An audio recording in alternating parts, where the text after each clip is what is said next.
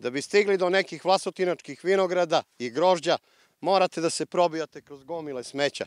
A onda kada dođete, pored čokota vas čeka plastična ambalaža. Najverovatnije da odmah upakujete vino. Brda smeća opkolila su Vlasotinačko vinogorje. Glavni i sporedni putevi koji vode ka vinogradima zatrpani plastikom, šutom, otpadom iz staja i proizvodnih pogona. Jel može dobro vino i grožđe sa onakvom deponijom? Ne može, nema ništa. Ovaj narod nema svest, baca svuda redom, sve što stigne. Tako da je to užas jedan. Pa ne može, treba nešto da se organizuje, da nema tamo deponija, ali sad. Šteta za onakve vinograde. Pa šteta. Jer sve neko nekog da prijavi? Nema ništa.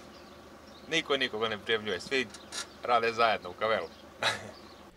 Vlasotinačko vino se pre 4 decenije izvozilo u Ameriku kao proizvod bez pesticida i štetnih hemijskih materija. Najveći vinarski pogon nedaleko od centra Vlasotinca zatvoren je i pretvoren u mesto za bacanje smeća. Bacaju koske mrtvi i kučiće mrtve. Bile su i koske i sve moguće što ima. Kučki mala, velika, mačići. Od podruma napravili deponiju? Deponija. U poslednjih 10 godina broj vinograda se smanjuje.